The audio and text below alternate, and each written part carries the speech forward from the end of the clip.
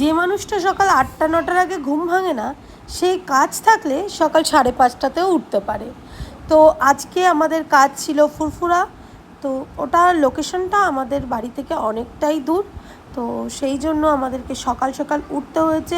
আর আমরা বেরিয়ে গেছিলাম সকাল 6:30টায় মাম্মামকে বাই বাই করে। মাঝপথে আমার আরেকটা অ্যাসিস্ট্যান্ট ওয়েট করেছিল। তো 3জন মিলে আমরা বেরিয়ে গেলাম ফুরফুরার উদ্দেশ্যে। আর 3জন ঠিক না, সাথে আমার হাজব্যান্ডও আছে। সকালবেলা কিছু খেয়ে বেরোনো হয়নি, তাই একটু বিস্কিট খেয়ে নিচ্ছিলাম আমরা। তারপর এই যে লোকেশনের মধ্যে, বাই দ্য ওয়ে, আমি মেকআপ আর্টিস্ট সারিকা পারভিন। আমার ভিডিও তোমাদের কেমন লাগে কমেন্টে অবশ্যই জানিও। লোকেশনে পৌঁছে গেলাম ঠিক টাইমে, একদম 8টার সময়ই পৌঁছে গেছি। তারপর এই যে এঙ্গেজমেন্ট ব্রাইডের মেকআপ শুরু হয়ে গেছে। অ্যাকচুয়ালি ফার্স্ট আমি হেয়ার স্টাইল করলাম, দেন মেকআপ করব, কারণ ওদের ওখানে এসি ছিল না, ভীষণ গরম ছিল।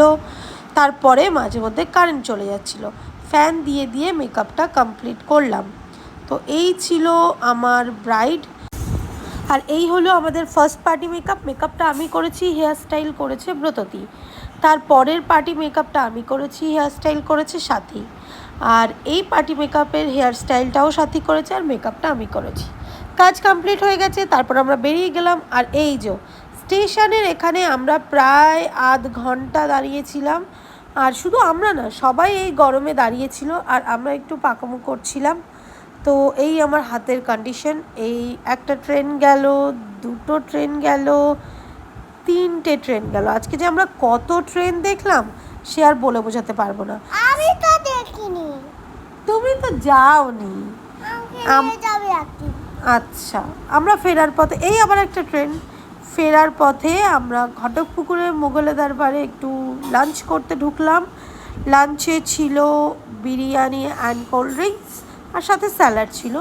খাবারের কোয়ালিটি মোটামুটি। খাওয়া দাওয়া কমপ্লিট হয়ে গেল, বাড়ি চলে আসলাম। তারপর সন্ধেবেলা একটু চা করলাম। মেয়ে আর মা বাড়ি না থাকায় আমরা বাইরে থেকে ডিনার কিনে এনে খেয়ে নিলাম। Bye bye.